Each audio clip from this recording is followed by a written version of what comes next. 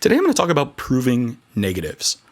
I often hear from people who claim to be skeptics, and I use the term skeptics in quotes, that you can't prove a negative. The reason I use this term in quotes is because when people who claim to be skeptics make this claim and are not skeptical about this claim itself, it makes skepticism look more like a belief structure that has its own beliefs and creeds that can be wrong, like this one, rather than saying anything profound about trusting reason or evidence, which I would agree with. I think being skeptical is a good thing. I would consider myself to be a skeptical person. But this claim that you can't prove a negative, it just seems so obviously false. I just wonder how people even come to believe it in the first place. And this is hopefully an area in which we can all challenge ourselves to do better. But, I try to be open-minded here, but this is a claim that I just think is so obviously false. I'm going to give you 3 reasons why you should not believe it and then talk more about proof in general.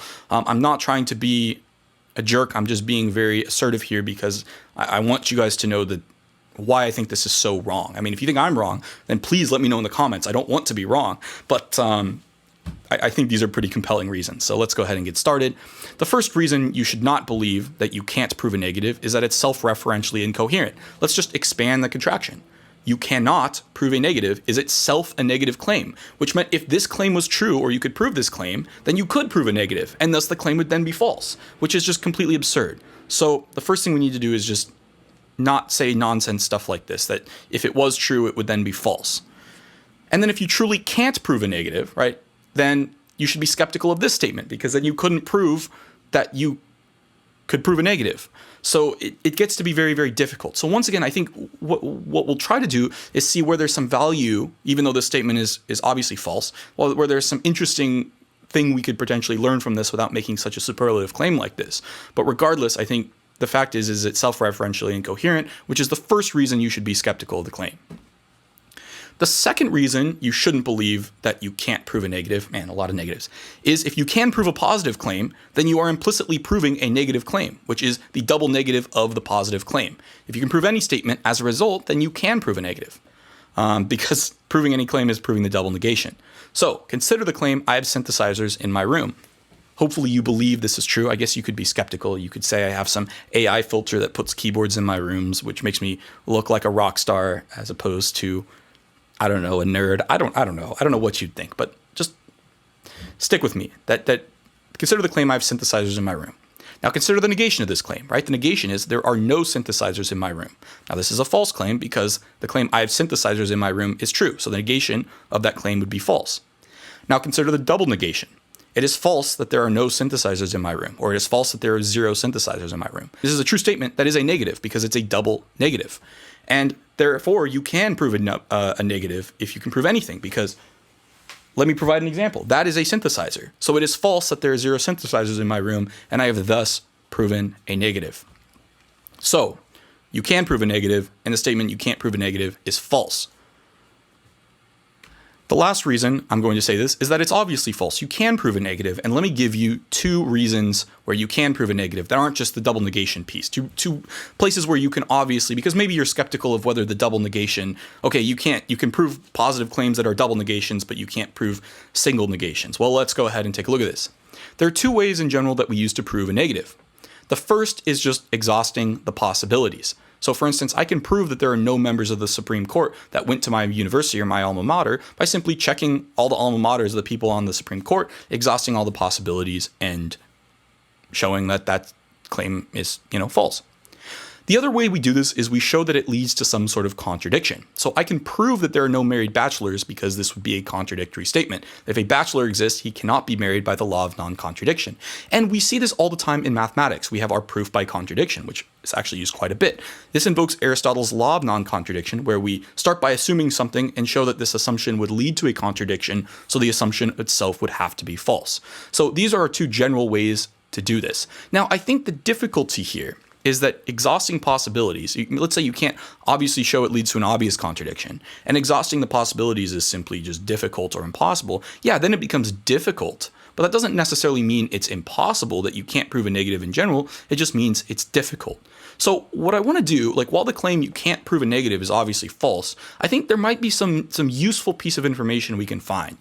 Yes, this claim is false, yes, it's ridiculous, but there's still something interesting we can learn from it, which is, I think what it's trying to comment on is the difficulty of proving anything. So the first problem just has to do with the word proof. We very rarely have the kind of proof that we see in logic or mathematics when it comes to everyday life. And there are ways in which, the proof that I provided to you for there being a synthesizer in my room, you could invent reasons to be skeptical about it. And I don't necessarily think that'd be the most reasonable thing, but in theory you could, especially if you were trying to avoid the conclusion that there were synthesizers in my room. You could do this. I don't think it's always done in the best faith way all the time, but you can. And I think this also is in the case of science. And science primarily rests on induction and not deductive type of reasoning. So as a result, because science rests on induction, and Karl Popper had a lot to say about science and induction, we don't always get the kind of proof we would like to have, but that's just the reality of the situation.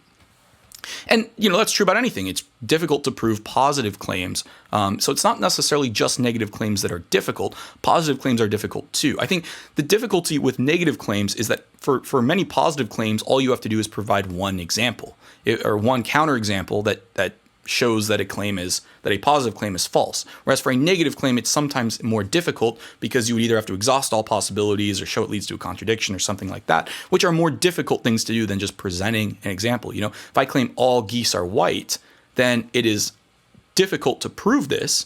But it's easy if you find a black geese and you just provide the black geese. And then the other problem here we have is just the problem of induction, which of course Hume had a lot to say on this. Now, much of our knowledge rests on induction, and induction doesn't give us a proof the same way deductive reasoning does. But positive and negative claims can be based on induction, and that's okay. Now, David Hume, the skeptic and stuff, he had a lot of very, very good things to say about the problem of induction. So we don't necessarily have proof that the sun will rise tomorrow. But that doesn't mean it's unreasonable to believe. We also don't have proof that it won't rise tomorrow.